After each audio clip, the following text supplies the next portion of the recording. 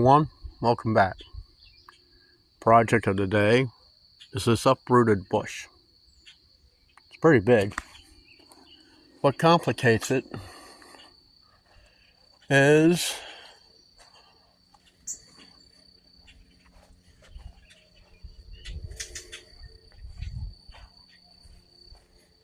it's big. It's a power line right over it. So he brought out a hedge clipper and an extension cord. I got to get in there. So I'm going to cut all that stuff away, all this stuff, so I can get in here a little bit better. And I'll show you what I'll use. Couldn't find the plug to plug in. The other outlet on the back of the house had a wasp nest in it. Not dealing with that. So we're just going to have to use the rake to try to pull this stuff back so I can get in here, and I'll trample it down. Be right back. I think the tractor did a better job than what the edge clipper would have. So I got to get a chain.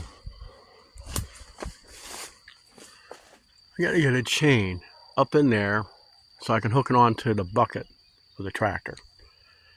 And we're going to make our cut probably about right in here. The 14-inch length chainsaw should do that. The 12-inch is what I'm going to use to try to break this stuff up in smaller pieces. This is a huge bush. So let me get that done.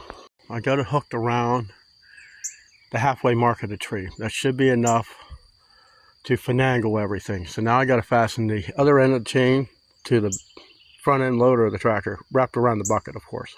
Okay. I wrapped it around the bucket and hooked it on there. And I got tension on that part of the bush. So I'm going to go ahead, use my 14-inch lengths, which I'll show it to you here. And we're going to do the cut. 14-inch Harbor Freight lengths. Yeah, Harbor Fart. Yeah, that's funny. And that's what I'm going to use to make the cut. The battery went down on my lengths. When you don't use it, it doesn't really hold charge. So I used my 20-volt 10-inch saw to make the incision. I got through several, but I can't tell how big the trunk is. It could be a lot bigger than expected. So I'm going to do some tugging on this bush and see what happens.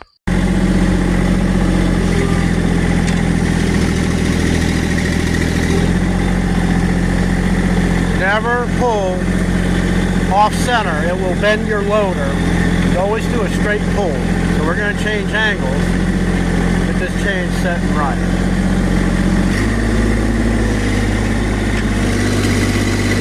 I am in 4-wheel drive. I'm also watching the power line.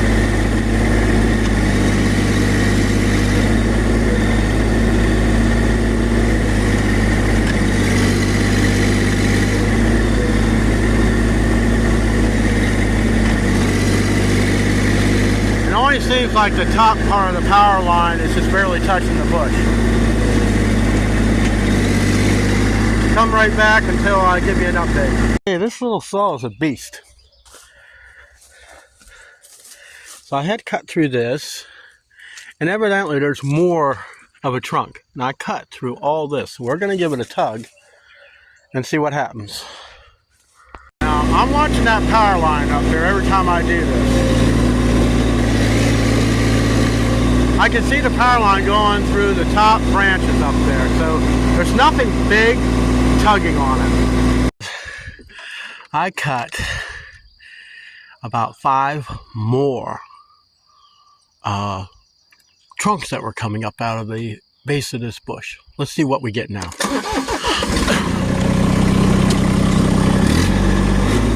I'm in 4-wheel drive, low range. Boy, this thing just doesn't want to give up.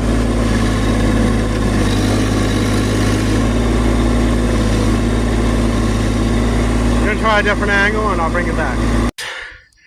That was 15 little trunks that I cut out for the branches for this bush. I'm going to give it another tug. Alright, I moved the chain further up. Instead of trying to take it all at once, I'm going to try to take this thing out a little at a time. So I'm gonna get, I'm gonna go all the way forward. I'm gonna get lined up. I'm gonna give one big tug. But I'm tearing up this man's yard. I don't like it.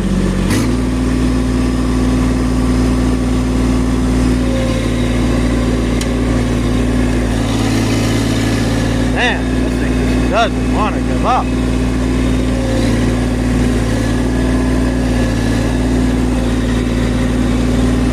Try a different angle.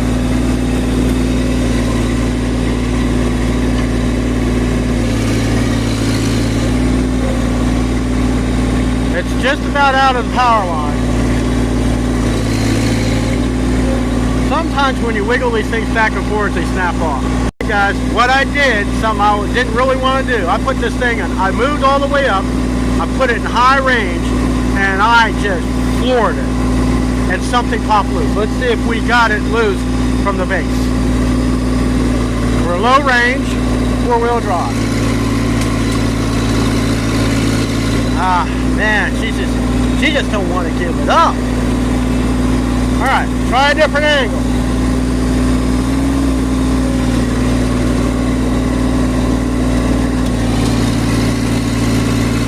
Man, I think we got it. Let's take a look, because it shouldn't be dragging that hard.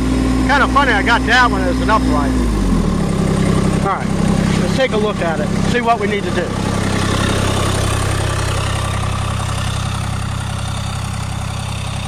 Wow. You see what I was dealing with? Look at the size of that trunk. Look at that. Now, I'm going to try to get this where he wants it. I was surprised. Now, you see the power line? No issues whatsoever. I was watching it.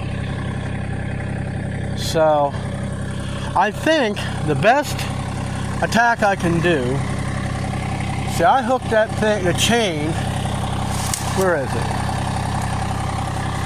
Where is it? I don't even see where it went. Well, we're going to try to drag it further. I'm going to see how far I can go with this bush. All right.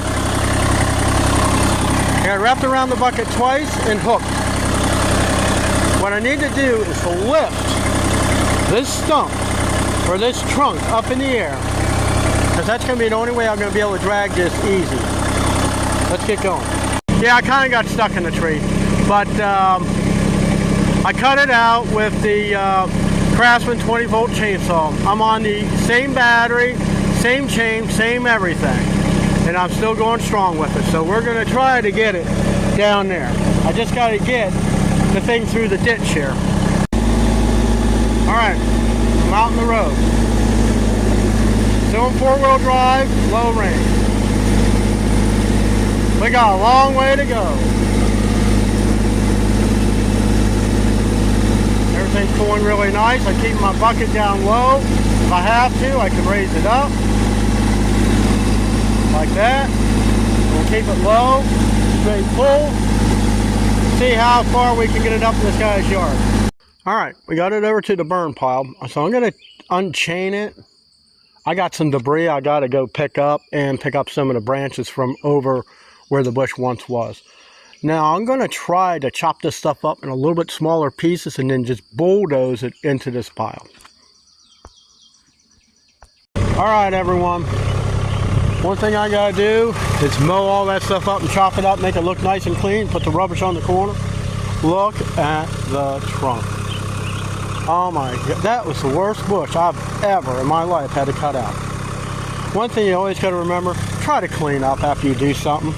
I used to mow around here, try to get all these weeds and stuff down, chopped up, and some stuff in the bucket. I'll see you in the next video.